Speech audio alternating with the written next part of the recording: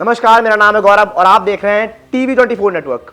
बात करेंगे Mumbai Indians versus royal Challengers Bangalore. Rohit Sharma की मुंबई इंडियंस वर्सेस विराट कोहली की आरसीबी। हालांकि अभी ये दोनों ही कप्तान नहीं है। दोनों ही टीमों को देखेंगे तो एक यंग कैप्टन है, एक तरफ रजत पाटीदार, एक तरफ हार्दिक पांड्या। लेकिन चीज़ें दोनों के लिए सेम नहीं है।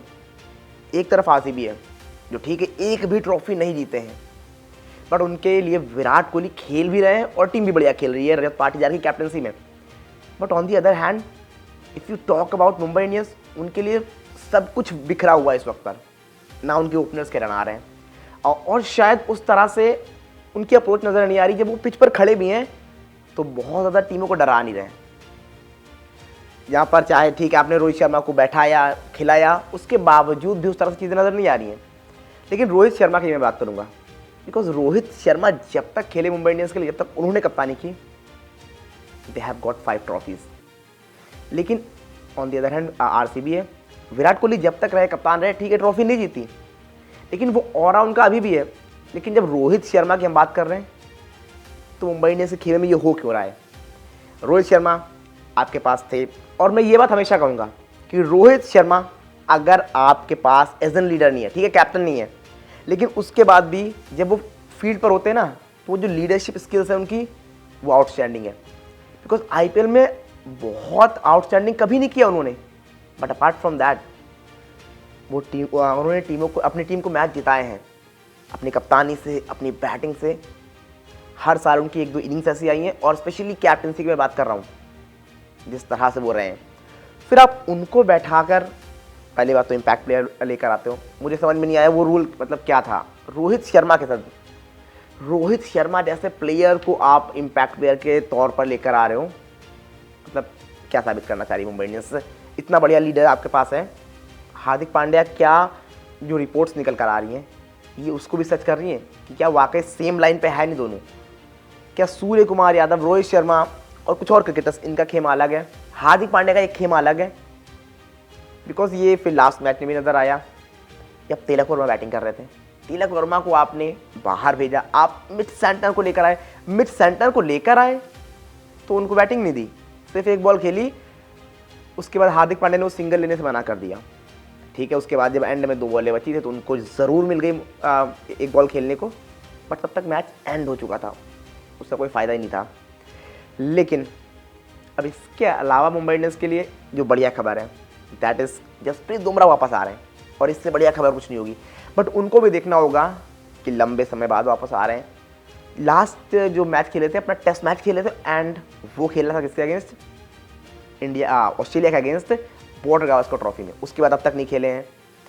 बल्लेबाजी की आप बात करते हैं मुंबई इंडियंस की, रेयान रिकल्टन एक मैच में बढ़िया नजर आए, नहीं उसके बाद रन आए। विल जैक्स के रन नहीं आए, रोहित शर्मा के रन नहीं आए। अगेन देखना होगा रोहित शर्मा के खेलेंगे इस मैच में, नहीं खेलेंगे।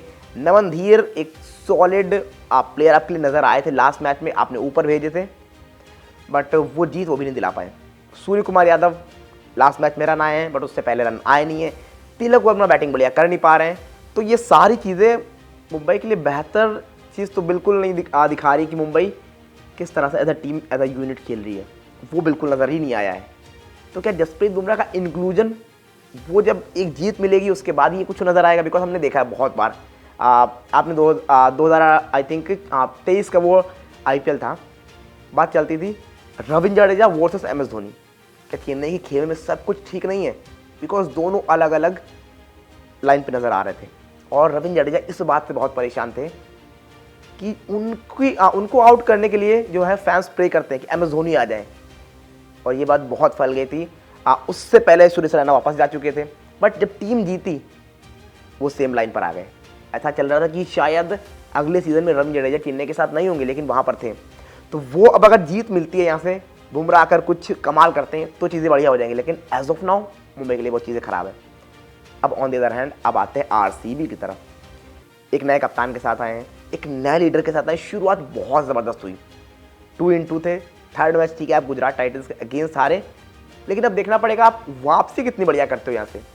जो बीत गई वो बात गई, कोई नहीं पूछेगा उसको अगर आप यहाँ से बढ़िया कर दोगे, जो कि लास्ट ईयर हमको नज़र आया।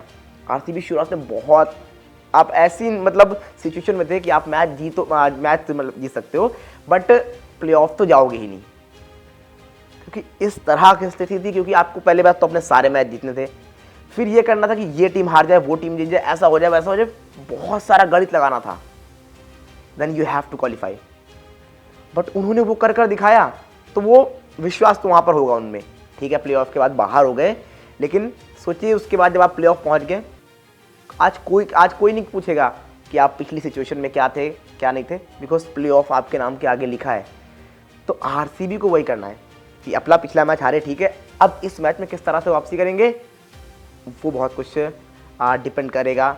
कई प्लेयर्स, विराट कोहली पिछले 2 मैचों में रन नहीं आए हैं, गुजरात के अगेंस्ट बहुत स्लोइश नज़र आए थे, वो विराट कोहली जिसको हम जानते हैं ना, वो नज़र ही नहीं आया कहीं, तो उन पर नज़रें रहेंगी। वंस अगेन पाटीदार क्या करते हैं। इसके बाद आप बात करें तो गेंदबाजी में ऑब्वियसली भुवी, यश दयाल, इन दोनों पर बहुत निर्भर रहेंगे। हेजलवुड ज़बरदस्त कर ही रहे हैं, स्पिनर्स को देखना होगा, बिकॉज क्या सुयश इधर से काम करेंगे, क्या कुणाल पांड्या करेंगे स्पिनर्स हैंड के पास। बट वो कहोगे ना कि आप उस तरह के बड़े नाम नहीं है, परफॉर्मेंस दी है कुणाल पांड्या ने बस। बट सुयश शर्मा जो कि रिस्ट स्पिनर हैं, और रिस्ट स्पिनर से आप एसोसिएट करते हो कि वो बॉल को टर्न कराएं, मैच में आपको विकेट दिला कर दें, वो सुयश शर्मा अब तक नहीं कर पाए। तो उनसे मुझे लगता है कि उम्मीदें होंगी। एंड अब देखते हैं खैर क्या होगा, वो तो टाइम बताएगा। जब घड़ी में ऑलमोस्ट 10:30 या फिर 11 बज चुके होंगे, वहाँ पर कौन सी टीम के आगे वो डब्ल्यू लगा होगा, ये टाइम बताएगा। But as of now, on paper, on form, आप कहोगे कि आरसीबी बढ़िया नज़र आ रही है। प्लेयर्स उनके पास जिस तरह से हैं, जो टीम आरसीबी के पास नहीं होती थी, आरसीबी ने सलो बनाई। आप 10 स्पेशलिस्ट को लेकर आए हैं, आप गेंदबाजी बढ़िया कर आए हैं, बल्लेबाजी बढ़िया कर आए हैं। जहाँ पर विराट कोहली हैं, आपके पास टिम डेविड जैसा बैट्समैन है, आपके पास बीच में रजत पाटीदार हैं, तो आपने एक बढ़िया टीम बनाई है। आपके पास बीच में पड्डिकल जैसे बल्लेबाज है। हालांकि पड्डिकल को मैं नहीं चाहता कि आरसीबी खिलाए ऑफ नाउ, अगर मेरा पर्सनली कोई व्यू ले, बिकॉज मुझे लगता है कि जिस तरह की ब्रांड ऑफ क्रिकेट चल रही है इस टाइम पे, आपके पास स्वास्तिक थिकारा नाम का एक बैट्समैन बहुत तगड़ा है। अगर आप उसको खिलाते हो, चीज़ें बदल सकती है आपके लिए, वो जो फायर पावर लेकर आएगा। बट बिकॉज वो खेल चुके हैं पड्डिकल पहले आरसीबी के लिए, तो आई थिंक उनको थोड़ी सी लंबी रोप और देगी आरसीबी, ऐसा मुझे लगता है। बट मुझे लगता है कि अगर स्वास्तिक थिकारा खेलेंगे वो बढ़िया कर सकते हैं। बट मुंबई की कहानी कुछ और है, उनको बहुत कुछ सही करना है। उनको एटलीस्ट पहले एक जीत चाहिए, वो जीत आएगी तो शायद चीज़ें बदलना शुरू हों, लेकिन एज ऑफ नाउ बहुत कुछ सही लग नहीं रहा है। खैर आप बताओ, आपको क्या लग रहा है, मुंबई, आरसीबी, विराट कोहली या रोहित शर्मा? क्या रोहित शर्मा खेल रहे हैं, ये भी एक बड़ा सवाल होगा। आप बताओ, खेल रहे हैं या फिर नहीं खेल रहे हैं? But on the other hand, ये साफ कर दिया टिम डेविड ने कि आरसीबी के खेमे में कोई इंजरी कंसर्न नहीं है, मुंबई को देखना होगा क्या कुछ होता है। आप बताओ कौन जीत रहा है आज?